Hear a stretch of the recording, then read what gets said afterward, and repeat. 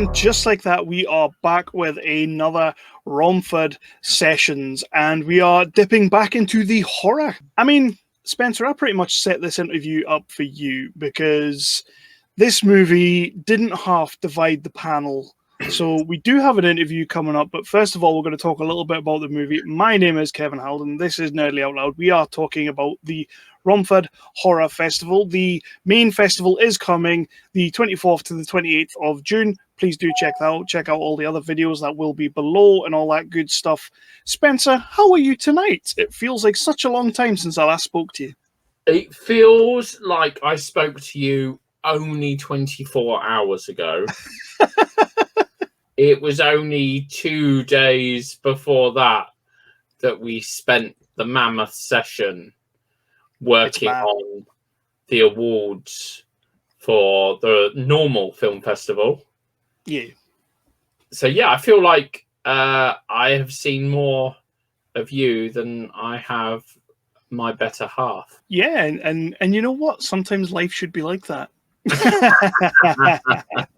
Although, as I said to you earlier, we have just spent five hours in IKEA with me kind of leading the way and her trailing back and me having to kind of turn around and go back looking for her. We are going to be joined now in a minute by directors Marcella Cortland and Alrik Bursell, the directors of a short movie, a 7-minute movie called Parka, and this was shown at the Horror Festival, making this a horrific episode. Again, like I just alluded to before, this movie did kind of split the panel a bit, but Spencer, you overwhelmingly loved this movie. This is a hill that you are quite happy to die on, it would seem. See, I think there are two audiences. There is a film-making audience and there is a film-watching audience. And if you're in the film-watching audience, you're going to love Parka. But if you're in the film-making audience, you're going to have issue with it. And the issue is simply that these guys rocked up at a hotel in the middle of the night, had to shoot things very, very quickly. And of course, there were some focusing issues. But in terms of a story and a horror story and a short film, I think it's actually a masterpiece of storytelling, because it does everything a short film should do. It tells you a story. It has a build-up. It's got some interesting characters. It's got the tense sequence of the villain of the piece running away from her pursuers. And whether you classify her as the villain or not is neither here nor there, I suppose, as some would say that she is the villain. And yeah, just the good kickback and the laughter of that final moment. And I said all the way through, this is a film for a horror audience, and a horror audience would love it. And I was proven correct, because I got some footage of Parker's audience laughing their heads off and cheering and clapping in a way that a few films had been clapped during the festival. So I am proud to say that I was absolutely bang on with my assumption. And the rest of the judging team of the Romford Film Festival can just go to hell in a handbasket, because I am right as ever. Spencer, you are always right, which is why you are the poster boy of this festival. It was one of those movies that we spoke about last year as well, and it did kind of divide the camp. There was some of us that were sort of just mid-level on the fence, didn't really know what to make of it. There was some of us that weren't too keen, and then there was you who was just like, you know what, I am sticking my flag in the sand for Parka. And the thing being is, and with the best will in the world to the rest of our judging panel, I firmly believe, having attended horror festivals of different types for 25, 30 years, I firmly believe that I know what a horror audience wants. So maybe some of the deeper choices of the horror festival I have no involvement in, because that's not my bag. My bag is looking at a film and saying, actually, a horror audience is going to like this, and therefore we need to show it. But I'm not going to pull out a Bernardo Bertolucci classic for a horror audience, because that's not what a horror audience wants. They want a laugh, they want a scare, they want some tension, and they want something that they can get their teeth into. And the bloggers and the vloggers who have covered Parka over the last week, they've all had my camp, and they've all said exactly the same thing. Parka is a gem. I've noticed this. I have noticed this while I was looking through some things for the last couple of days for Marcella coming on. I was kind of like, let's just have a little look and see what other people are saying. See if everybody else sees what Spencer sees. And you know what? Overwhelmingly, that's kind of what was coming back. It's cool to see, because it has grown on me a lot more since last year. I'm still kind of on the fence with it, but I do love that punch at the end, that gut punch at the end that you just so overwhelmingly kept throwing at me. Like, how can you not love this? How can you not love it, Kevin? It's a gem. It is an absolute gem. It's like a proper comedic end to a story of slow burning tension. It's just like the ultimate punch. And for those that follow a certain agenda, I think they will really enjoy it. Excellent. I'll tell you what I'm going to do, because it's not often this happens. We actually have Marcella Cortland, the director of this movie, in the green room. How professional am I getting? So I'm now going to bring her into the chat, and we'll just start the interview and have a bit of crack and have a cheeky little chat, as I said in my email to this lady. So come on into the room, Marcella. Hello. How are you doing?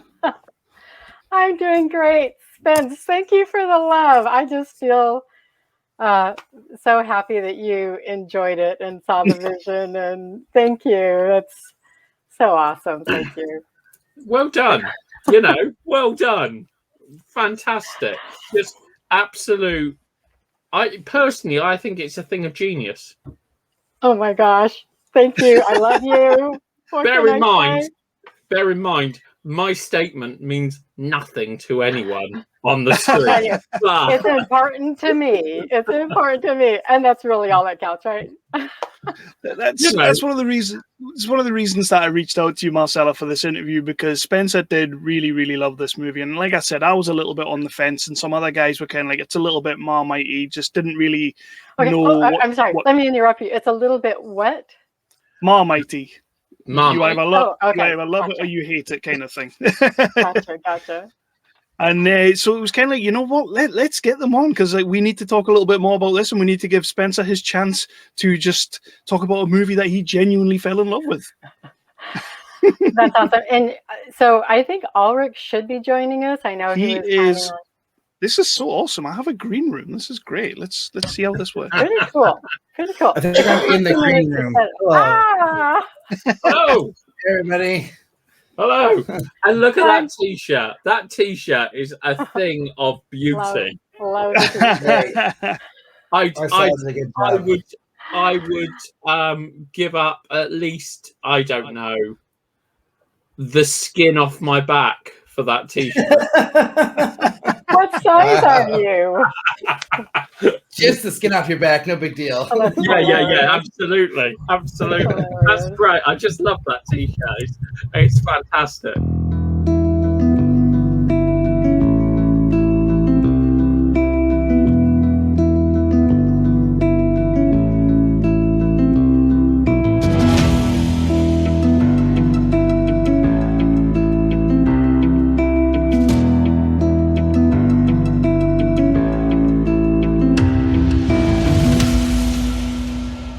So Nerdly audience and Romford audience, we are now joined by the two directors of Parka, the short movie that you will either be completely in favour of, or you'll just not know what the hell's going on. That's just what's happening. So we have Alrik Bursell in here, and we have Marcella Cortland. How are you guys tonight? How are you doing? Doing great. Like, so glad we're officially mask free in California now. So Nice. that's like such a relief. Yeah, doing good over here as well. Excited to be here to talk about Parka. I love this movie. First of all, I'm just going to say that is some sexy ass sounding microphone you have right there, because Thank you. That has just tickled my earbuds. So, such a pro. So the first thing I want to do, guys, and this is to either of you, let's tell the audience or the viewers, in your words, what Parka is about and how exactly you came up with this concept. Marcella, you should take this one. Okay, so my dearest, sweetest aunt, who just turned 91 last month, she has always lavished me with beautiful gifts ever since I was a kid, right?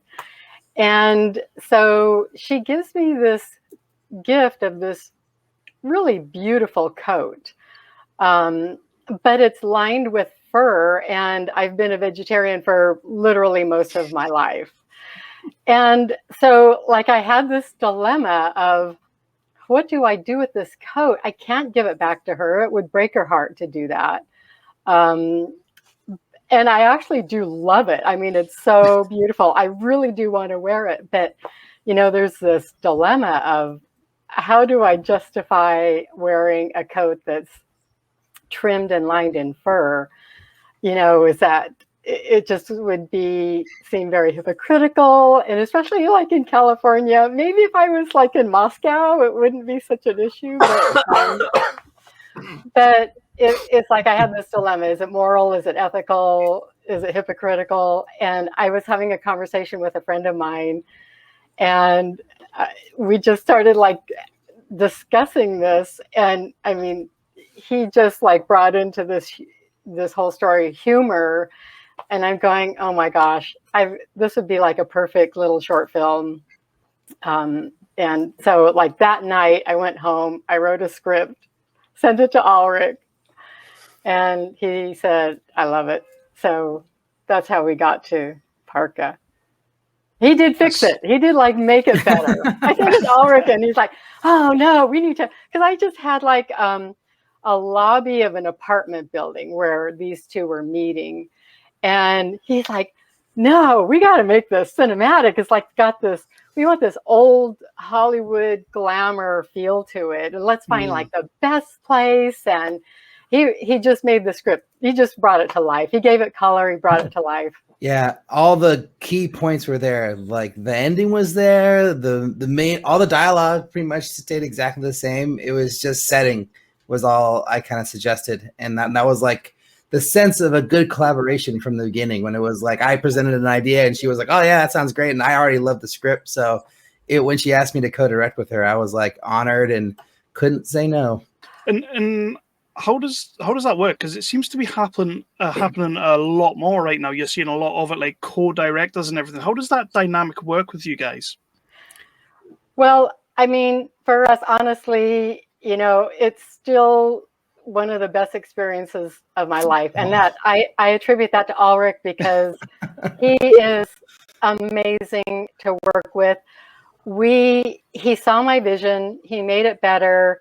He helped me get the team together, which were professionals. Like, they were the best around. Right. And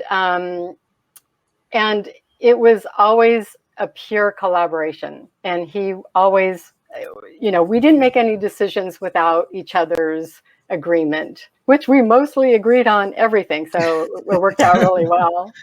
Yeah, we decided to take the path rather than like, you know, some co-directors, it'll be like, oh, well, this person focuses on the technical and this person talks to the actors, and one of them never speaks to the actors ever. And Marcella and I really wanted to do like a tag team, like buddy, like we're doing this all together sort of approach. So like after every take, we would have a little discussion privately. We'd be like, okay, what do you think? All right, this is what I think. This is what you think. And then if we had a direction, we would take turns on giving it to the actor. So I'd be like, oh, do you want to give this one? And then like she would go and give it. And then, you know, like, oh, okay, I'll give this one. And so we just kind of, it was very, very 50-50 all the way through. Even in the editing, like I didn't do any editing without Marcella, you know, because we like edited it together.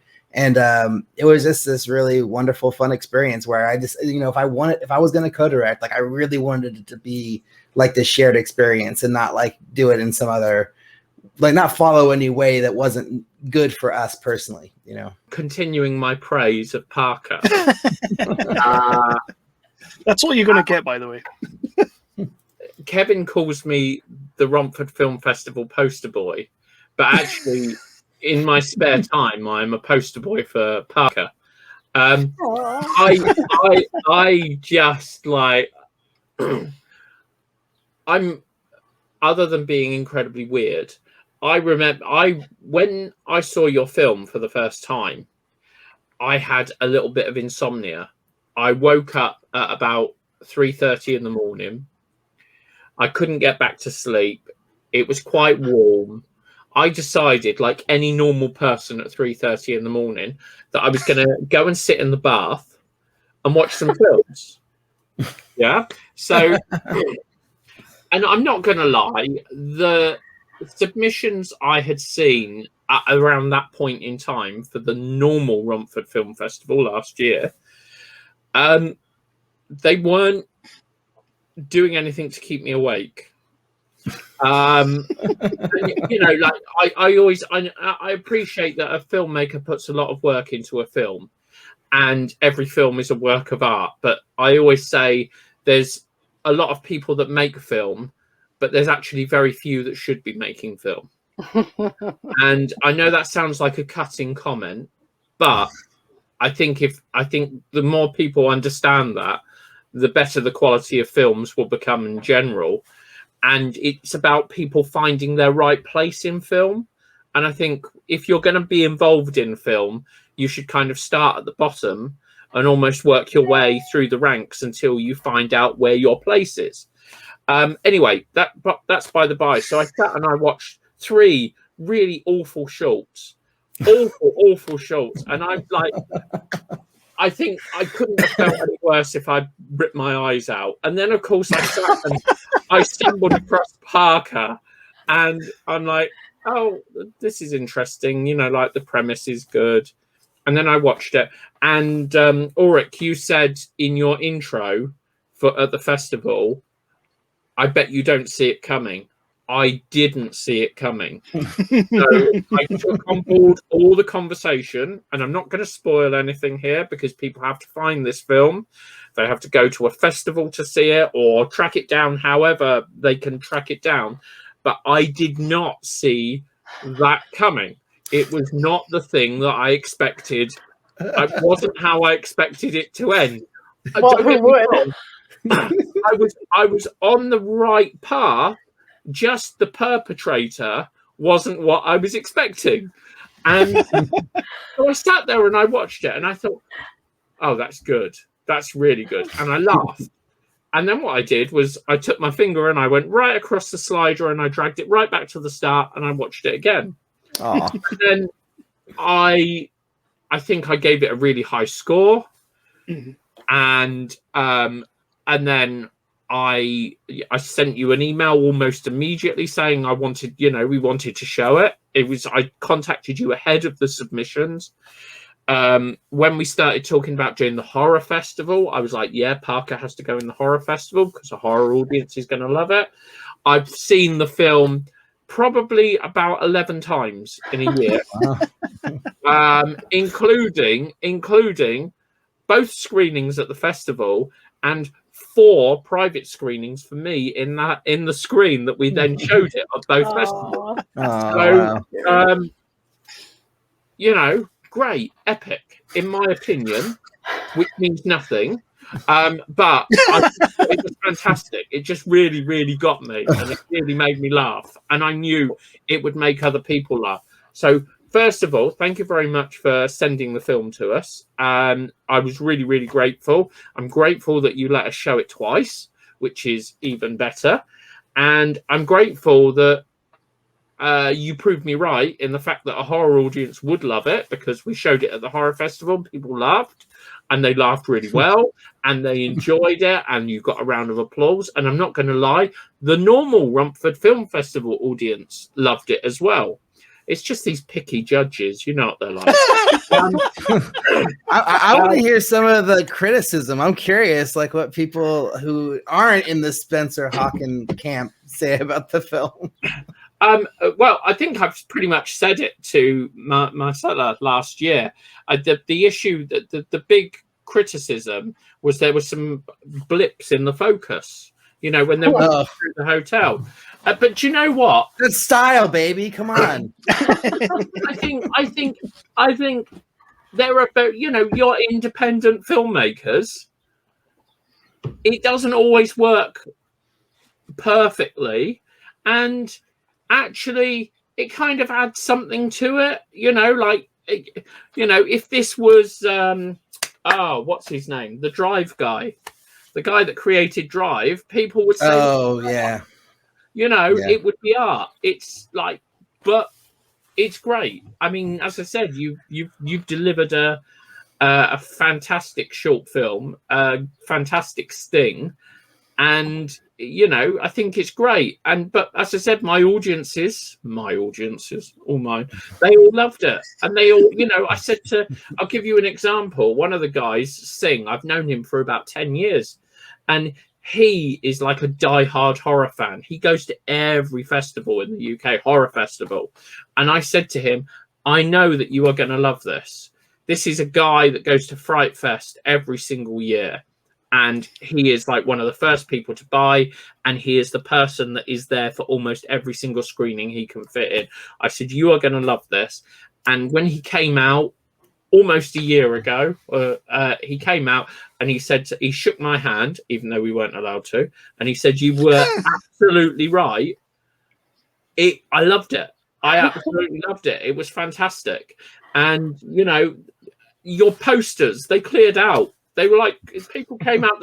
So the poster's been on the table before the film, and nobody's taken any of them, you know. And I just thought, oh, that's sad. Oh, well, people will have it in the end. And then I came back to the screen, out of the screen, after another film that played not long after. And I looked at the table and all your posters were gone. And I said, what's happened to the posters? And Natalie said, oh, yeah, someone's, all the people, they came out the screen and picked it up straight away. Aww. So you've clearly got fans. We've clearly created a new level of fans. And I think this is the appropriate time to ask you, what is next for Parka? What are your plans in terms of what's happening with Parka before we move on to your next project, which I'm sure you can only tell us a little tiny bit about. But in terms of Parka, you know, what's going to happen with it? So it still is out for a few more festivals, and I think we're going to get into one in October. I'm pretty sure we're going to get into that one. So we want to kind of keep it to ourselves for now. But once we've done the festival run, I think we're going to just put it online, right, Alrik? I think so. There's lots of options of what we could do. Like we could try to sell it to some place or get it onto a platform or whatever. But I've always been a big proponent of just putting a movie out online so people can see it. And, you know, the people who saw it at the film festivals that it played can see it again, you know, and reaching out to all the festivals that premiered it or played it, and, you know, making sure that they talk about it on their Twitter feeds and on their Instagram and social media, just because that really helps let people know the movie's out. And then like people who may have saw it when it was in the festival can watch it, or people who maybe missed that screening can finally check it out, you know? So I think that's generally the plan, and hopefully we'll get some reviews. I mean, some of the websites like Bloody Disgusting and some of these other horror sites are pretty good about doing reviews. So I think we can get a couple reviews of it too, and, you know, help spread the word of the film. But I'm just waiting for Marcella to say, this is when we want to premiere it online, and I'll start working on it with her. But if we can go back to the, sorry, go ahead. No. Are there any thoughts of maybe expanding it into either a longer short or maybe even a feature? That's a good question. I mean, you know, it's certainly not out of the question. I just haven't thought about what that might be, but let's So work on so that. much fun to be had with this concept. So much fun to be had. Imagine if everyone's clothing that was made of animals came to life and started to kill them and eat them. That would be pretty great. There's a lot of fun to make. You just have to write it, Marcella. Okay, I'll write it. But I want to go back to Spence's comment about the focus in the film and, you know, what it actually took to make this film. Do we have time, Kevin? Oh, yeah, of course. Go for it. Go for it. So when we were deciding on a location, you know, Alrik said, well, what would be like the ultimate, most perfect place for us to film this opening sequence? And we both arrived at the Fairmont on Nob Hill in San Francisco because we wanted to have this like old Hollywood glamour feel. And as you can see, it's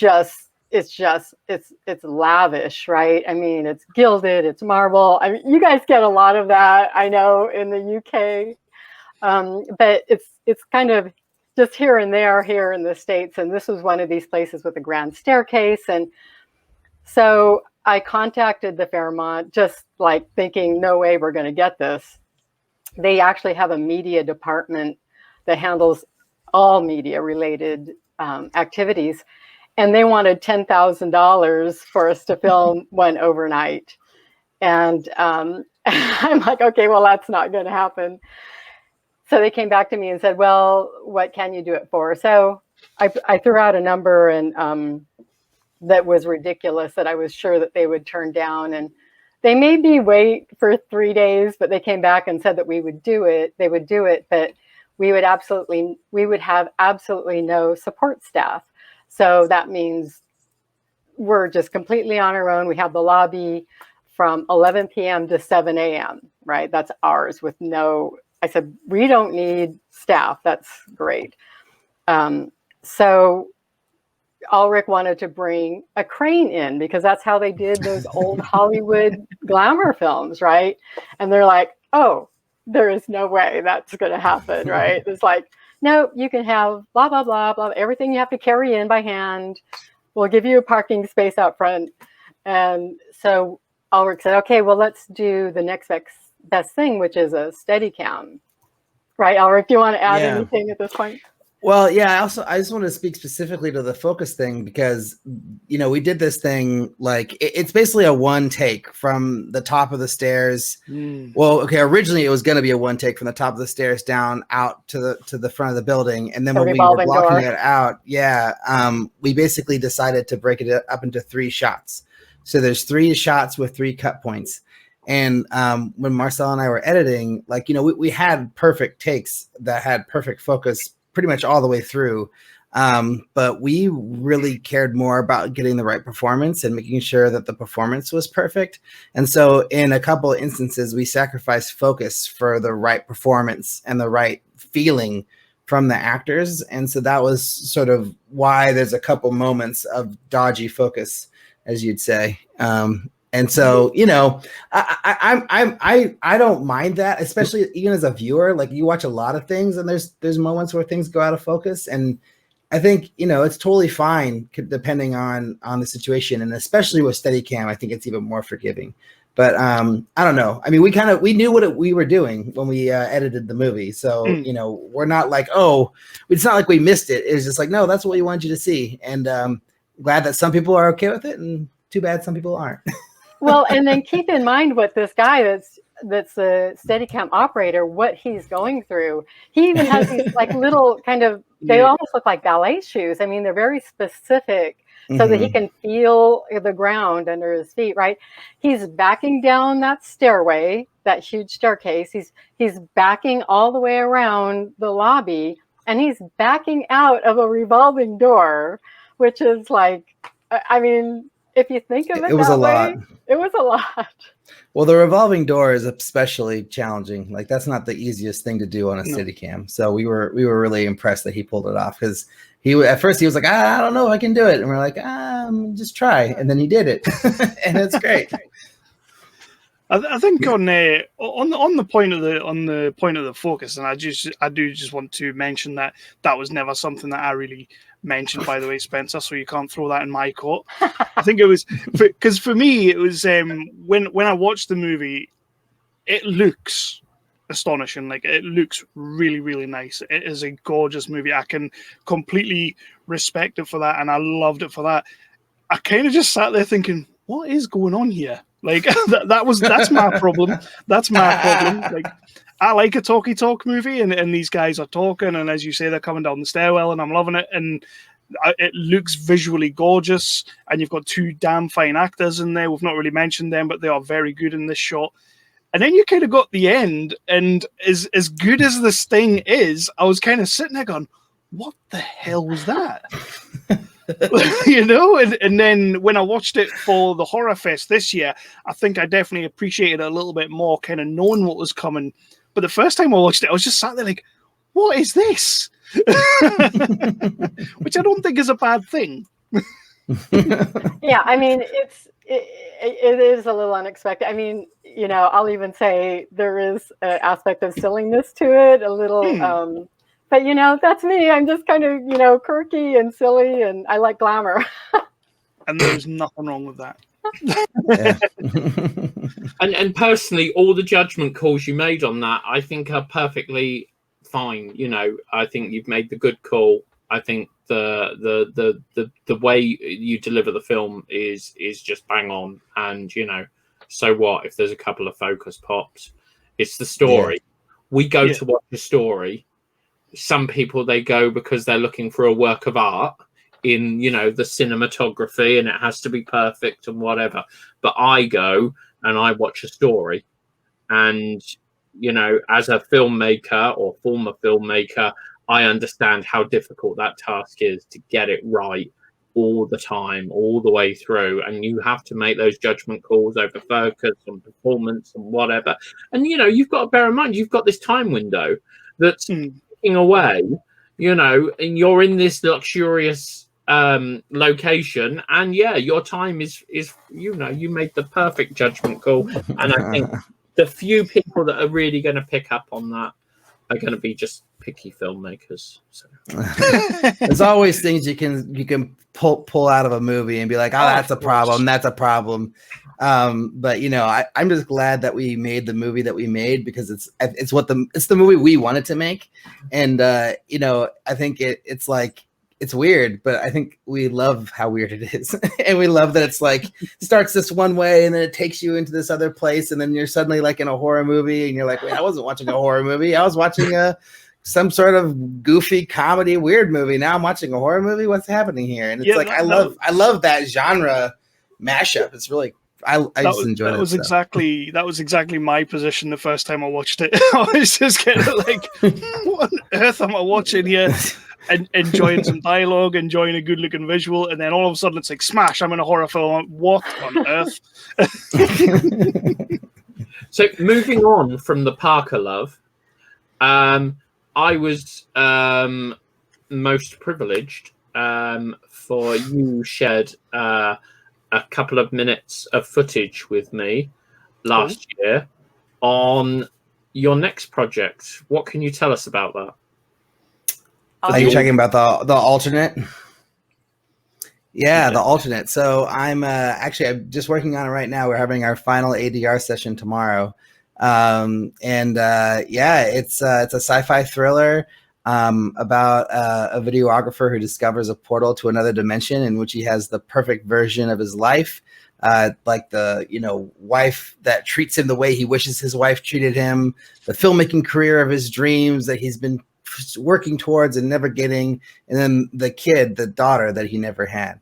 And so, you know, once he goes into this world, he starts to really fall in love with this other world, and even falls in love with the other version of his wife, and like has a relationship with the daughter. And then he decides that he is more deserving of this world than his other self. And so he plots to switch places with him. So that's the movie in a nutshell. And so, yeah, we're submitting to film festivals now. We've gotten a couple yeses, but we're trying to figure out where we're going to premiere. And that premiere should happen in the fall of this year of 2021. Excellent. And Sorry. Is this another short or is this a feature? This is a feature. This is my first feature as a writer director, and Marcella's third as a producer, second as a producer, maybe third. Yeah, third. Yeah, she's a little bit ahead of me. But I guess I had one as a producer too that we both worked on earlier. Last year as well. So, but anyways, but yeah. So no, it's really fun. I'm really proud of it. It's been a long road to getting it done. The visual effects are like 99% finished. It took a really long time to get all the visual effects shots done. But yeah, we're just getting the final color, the final sound going, and yeah, we should be ready to premiere in a couple months. That the sounds right scale up my street, by the way. Of the what you sent me, the scale, like you can clearly see that this is a slightly different level, and that's no disrespect to either of you. It looks solid. I said the only way I could describe it was I appreciate it's nothing like, but you showed me the clip of him moving from one dimension to the other, however you want to refer to it, and I just thought, oh yeah, this is really good. Like the effects, they reminded me of like Stargate, the film, not the series, and just that whole process, and the way that shot was pictured, the conversation, and then the transference across. I just like, oh yeah, this is going to be something interesting and hopefully something very special for you both. Yeah, I think so. I love how you're just keeping that one to yourself, Spencer. Well, it's one of those things, isn't it? I didn't know if it was something I was able to share, so I do as I'm told. I understand. I check these clips out, and I think I sent probably a couple of lines of like, oh, this looks really interesting. When can we get it in Romford? That sort of nonsense. Yeah. And then, so you're right at the end of this journey. Yeah. And then have you got other plans to move on to something else together, or in your own paths? Well, not anything quite yet. I mean, I've got a couple ideas that I'm working on, and I have a script for another short that I made that has been fully written that we're working on. We just have to raise a lot more money for that one. So we'll see where that one goes. But I don't have anything like I'm confident enough to bring to Marcella and be like, let's make this our next project. It's just, lots of things like in the ether. Although I should send you the script to brother if I haven't yet. You should read that. Yeah, definitely. So what about you, Marcella? Well, you answer the question. Well, let's see. I've got I'm an EP on a film right now that's out. It's called The Night, and it's really beautifully done. It's an American-Iranian horror film. So it's a collaboration, and it was actually the first American-produced film to screen in Iran. They actually had a screening there, which, I mean, that's kind of awesome, I think. So it's called The Night, and it's out on all channels. But as far as going forward now, through IFC Midnight, Marcella, you got to mention the distributor. You got thank you, big fancy distributor on that movie. Come on. And then there's Red Snow that Alrik produced. That is a really fun. Like the writer-director said, if Hallmark did a horror movie, it would look like this. I think that's out as well on. Is it, Alrik? Is it out? I don't think that one's out yet. Oh, okay. Maybe I know it premiered at a festival at Panic Fest earlier this year, and I know they have a sales agent. I don't know if there's any release information yet, but I'm sure it'll be coming out probably for Christmas. I would imagine, since it's a Christmas movie. So I'm sure they'll lock it up by then. But yeah, it's kind of like if Fright Night met I don't know, Home Alone, not really Home Alone, but like met a Friday night met a Christmas movie, and then also like met like, I don't know, some other weird like horror movie. It's kind of a nice little blend. I like it. Also, I got to be in it too, which was fun. Well, one thing that I do want to ask, because I've seen Parka is getting a lot of love, and it's getting quite a few awards as well at different festivals. What has been the highlight of having Parka out there, people getting to see it for you guys personally? So 2020 was going to be my year to travel to festivals with Parka. And the first festival that we got in was the Sci-Fi Horror Festival in Phoenix, which is along with the Phoenix Film Festival. And I was so excited. I bought myself a first-class ticket to Phoenix. I booked like the Fairmont Princess Hotel. I had all these plans. And I'm like, at the time, Alrik and I were in Lake Tahoe working on Red Snow. And we actually didn't know what was happening in the rest of the world. We're very isolated up there. And I kept saying, Alrik, have you got your plane ticket? You better get your plane ticket. And we're like, where are you going to stay? And yeah, I'll do it tomorrow. So we wrapped Red Snow on March 12th, I think it was. Yeah, March 12th. Yeah, and so my big concern coming back home into the Bay Area was I'm going to get in a heck of a traffic jam, because traffic at rush hour is horrible throughout from Sacramento, to Santa Cruz. And I thought it's going to just take me hours and hours to get home. So like cruising down the freeway, the I-80 at like 80 miles an hour. And I'm going, geez, this is great. Where's the traffic? Stopped in a Starbucks. There's no one in line. I'm going, wow, this is so nice. And made the final stretch home. I'm going, okay, it's 5 o'clock. This should have taken me 2 hours. And it was like an hour. And then I'm realizing I'm starting to hear, well, like Stanford's shut down. This is shut down. Everything. I'm going, oh my gosh, we just, anyway, that was a long intro into, I haven't been able to attend any festivals because they've all been online or in places I couldn't get to. But I just want to say to Spencer, so Romford was the second festival that Parka got into, and we were so excited, and you reached out to us. I'm like, because I'm a festival coordinator for the San Jose International Short Film Festival. I know how crazy it is. I know what a crazy amount of work it is. Oh my gosh. And for you to reach out, I thought, wow, that is great. And then to continue to reach out, thank you. I just want to say thank you, because I know how much work it is, and we really appreciate, the engagement and what all you've done to get Parka screened.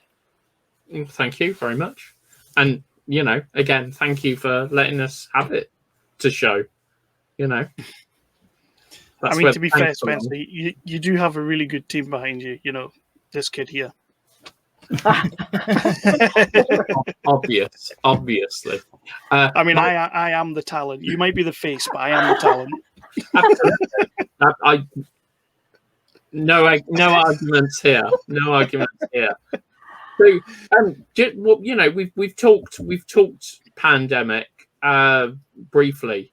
How, in terms of like working and moving forward, how have you both found that over the last year?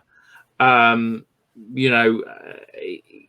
it's very, very hard, isn't it, for a filmmaker to keep pushing their projects forward when you've got this continual, like you can't do this, you can't do that. Has this happened? Has that happened? How have you found it? How have you adapted to that over the last year? Well, for me, I also work occasionally as an actor and a model and on films, and it's just like the bottom has completely fallen out of that. I went home and did some remodeling on my house that I needed to do, and I just but Alrik, I think, has a different story. Yeah. So I also work as a crew member on set. I do producing and shooting and other things as well. And so I didn't work until probably May of that year, and then I got like a job in May, and then I got a couple jobs in June, but then I think it was kind of like June through November. I was just so busy, and I had worked with the company that we kind of figured out the COVID stuff early, and I was even a COVID compliance officer. I had my certification.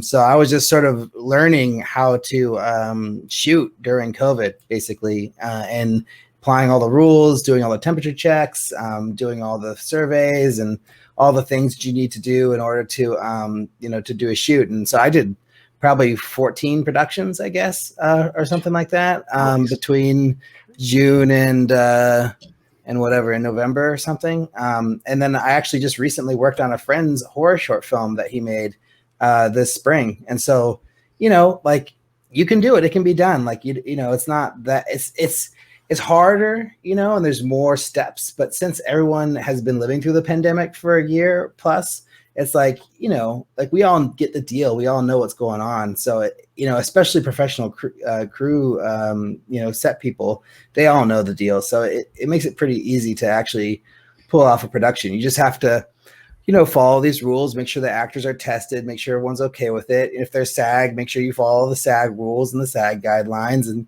get your zones set up and all that stuff. It's a lot of work, but it's definitely not impossible. And then for lower budget stuff, like, you can definitely get away with more if you don't have SAG breathing over your shoulder, and you have crew that are and actors who are comfortable with the situation. But I don't know, now that things are like kind of opening up and everything, I'm just like, you're going to have to follow these rules. Like, these rules are going to be in place, but it's just going to be so much more like easy to get it done going forward. So I feel like for whatever our next project is, either going to be working with a producer or a team who really knows what they're doing with this stuff and everyone's easy, or the restrictions are going to be a lot more lax by then, because with most people being tested, and certainly all actors are going to be tested, but vaccinated.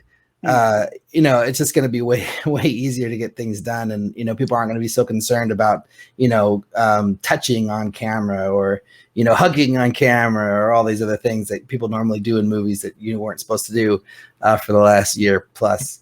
But yeah, I don't know. I mean, it's just another thing, but I have on my own podcast, Making Movies is Hard. I was just about to mention that. And we've interviewed dozens and dozens of filmmakers who've been making films throughout the pandemic. One as early as June, they were the first SAG approved feature to shoot since the lockdown back last year. And they got it done, man. And then they went right into another one in the fall. And there was this guy out in San Diego making movies, just knocking them out. These action thrillers.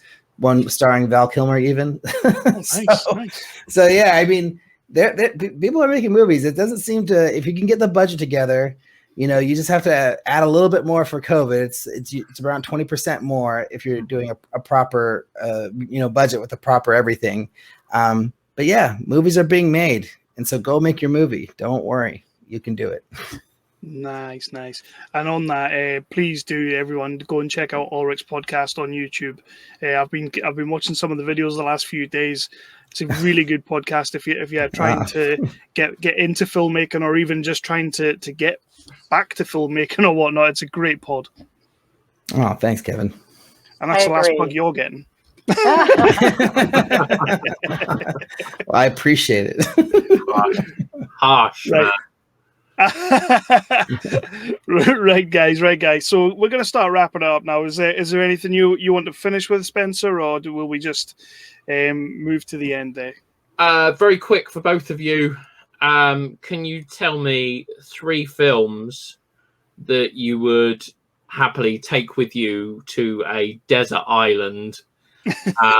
They would be the last 3. They would be the 3 films that you would be able to see for the rest of your life. Oof. Well, Knives Out would be one for me. Yeah. Right. Okay. Well, I got tough. Total Recall, Fifth Element, Nice. and Aliens, probably. Ooh. Although I left out a lot of my favorites, but yeah, 3. I guess I'll go with those 3. Hard, isn't it? I think I'll add A Shot in the Dark, which Kevin, you may not even know. Only 2, Marcella? Come on, I can I barely love restrain the myself old- from 3. I'm just trying to think of all the. I mean, I mostly love older films, like Hitchcock. I just think he was so brilliant because Favorite Hitchcock, go. Yeah, favorite Hitchcock. Come on. Shoot. I already know mine. Okay, what's yours? Notorious. Notorious. Yeah. You haven't seen Notorious? Oh, Barbara Stanwyck? And Yeah. what's his name? Cary Grant. Yes. Okay. Yeah. We'll go with that one. I mean, although there's a lot of great Hitchcock out there, of course. But A Shot in the Dark, I don't know. Do you know that one, Kevin? It's a Peter Sellers. It was like, it's a precursor to the Pink Panther. And it was so he was supposed to play a secondary character, but I think it was Blake Edwards that said, you just run with what you're doing. Because he was kind of going off script and came up with this character. And, later on I saw a quote from Peter Sellers where he was actually watching himself playing Inspector Clouseau, and he's looking at the screen and he's laughing and going, "What an idiot!" I mean, it's just funny. It's I love that stuff. I will definitely check that one out. I've not seen it. I'll check it out on that recommendation alone. And still, Spencer, we still haven't had anyone come up with Lethal Weapon 2. We will try though. One day. We'll keep asking the question until somebody drops it. Get Lethal Weapon 2. Well, I have a question for you guys. What's the most bizarre movie someone's ever said in this answering this question? Do you know what? We haven't really had any bizarre questions. Any bizarre answers. It's generally been against type. So, horror film fan, not taking a horror film to their desert. Oh, funny. And that sort of thing. Last night we talked to Helen, didn't we? And her choice were very, classic, older style of film. Again, kind of against type because it was against her short film, The Gesture and the Word, and against her usual film type, which is sort of dark, brooding thriller. So that's quite interesting. I'm interested, Ulrik, that you went kind of with type, kind of sci-fi, action, horror. And I generally tend to find that a lot of people go kind of against that, so that's quite interesting. So okay, so Rear Window. Rear Window. Yeah, I just watched that one recently. That's good. Yeah, I saw that probably about 2.5 weeks ago. It's one of those Sunday afternoon films. It comes on and you kind of just like, I can just chill out and watch this. It's great. That is really good. Right, guys. So the last thing I like to do before we send out these episodes is one of you guys, and I'll let you fight over who wants to do this because it is putting you on the spot. Tell people why they should watch Parka. Apart from because Spencer loves it. I'll just say, give Parka a chance if you like classic Hollywood films, and you like surprises. Because if you like surprises and you like some classic filmmaking, you're gonna like this, I think. Yeah, if you like glamour, if you like horror, if you like a little bit of fun. Yeah, glamour and horror. If you would call yourself a fan of glamour and horror, or even a glam horror fan, this is for you. Two things that absolutely go together. Yes, of course. Right, guys, this has been absolutely awesome. So we did enjoy the movie. Spencer absolutely loved the movie. I was a little bit on the fence, but I've got a lot more admiration for it this year around the horror festival. But it did really well at the festival, as Spencer has said. People were loving it. They were laughing when they were supposed to, and everybody came out loving this movie. So you know what? I will concede to Spencer. You were bang on the money with this one. Oh, of course I was. Goes without saying.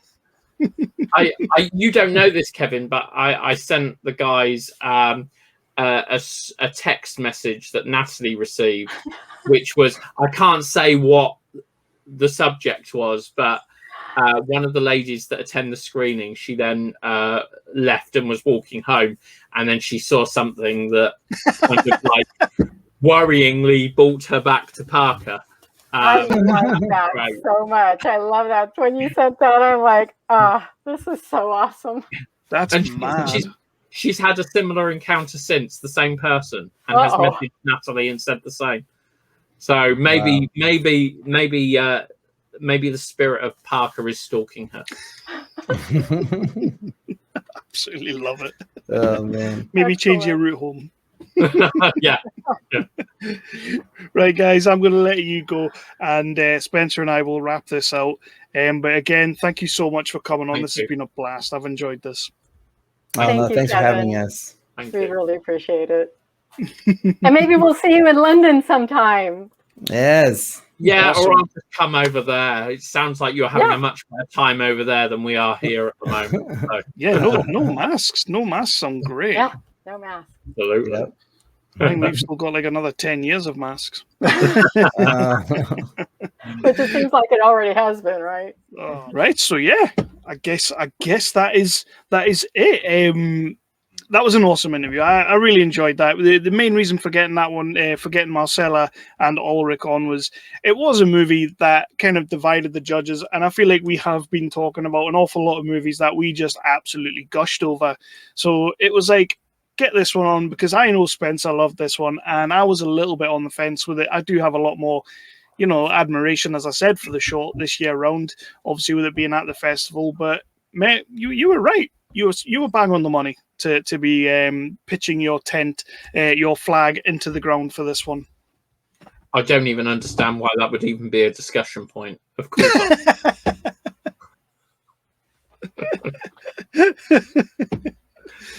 Let's hold back on the modesty here. Exactly. Let's just hold back on it, eh? Yeah. So what I'm going to do is, guys, please do. This will be going out before the main festival, which is hitting the 24th and to the 28th of June. Please do get yourself down there and check out some of the movies that we have on show. Shorts, features, everything is there. There will be horror selections at that festival as well, so don't worry. If you're there for the horror, there will be some for you. Anything you want to say before we lead out, Spence? Should probably say that actually, I personally believe it's one of the best value festivals that's currently kicking around out there, because features and shorts, you've got over 200 over 5 days to pick from. And we teamed up with the Fighting Spirit Film Festival to bring you a kind of martial arts section. And as always, for the last 3 years, we've been dealing with the Eurasian Creative Guild, who have a selection of the finest shorts and features from the Eurasian territories. And so there's so much choice to pick from. It's at night time, you've got 3 screens that you can look at different films and, take what, go with what takes your fancy. So I'm going to throw you right on the spot right now then, because we haven't really spoken about this for the main festival. If you were to suggest 5 movies that people should absolutely go and see there on the 24th to the 28th, what 5 spring to mind? Okay, so I have to say, because a lot of people are going to be fairly local to the area that will be attending, I have to plug Romboys. Yeah.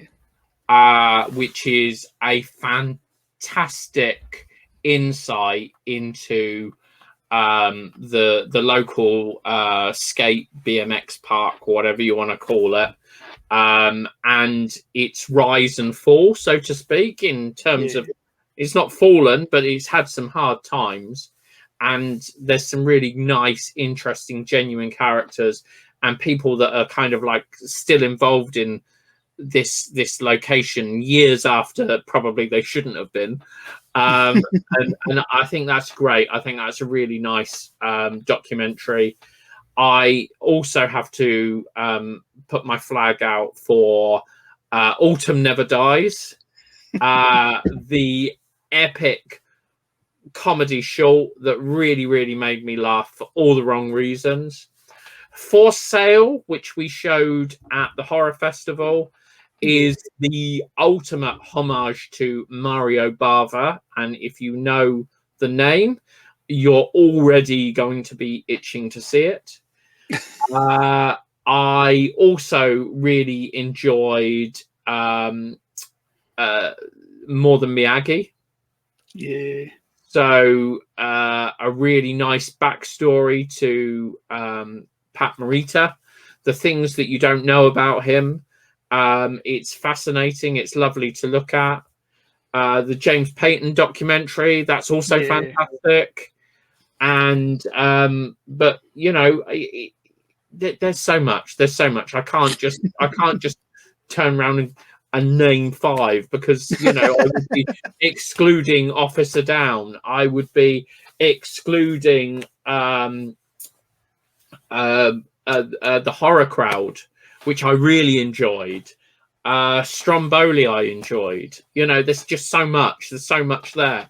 And if I was a viewer, having seen some of these films, and if I was going to be living that festival as a viewer, I would have a very, very hard time deciding what to watch when we split screens. But we've got some fantastic world premieres. We have some fantastic UK premieres. And again, like last year, we've got some real blinders, real cutting edge, fresh off the shelf kind of stuff that probably would have gone to much bigger festivals much sooner had they had the facility to open up during time of COVID. Exactly. So again, everybody, anyone listening who is down in the area or even from around the country who can travel, please do head down to the festival, because there is a fantastic array of movies. I echo everything Spencer's just said there. It was soul destroying when we were trying to like whittle these movies down to 8 per category for nominations, because there's so many fantastic films, and then trying to choose an eventual winner for these categories, it was just a nightmare. And the conversations back and forth, they were brutal. It's harder though, doesn't it? Each year it gets harder, because as we become more known as a festival, we get more submissions. And as we get more submissions, that qualifying rate that allows us to show those films at the festival, that increases. I mean, we went up 2 points. So for those of you that don't understand how it works, you're given kind of like a 10-score system on Film Freeway. And last year it was, I think the qualifying point was like 5. And this year we had to move up.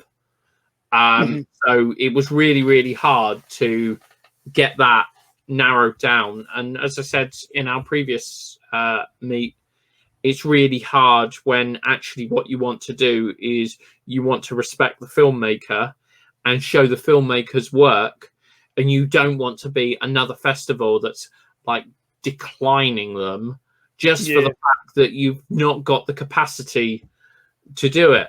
We manage to make it work. We squeeze in tighter, or we extend.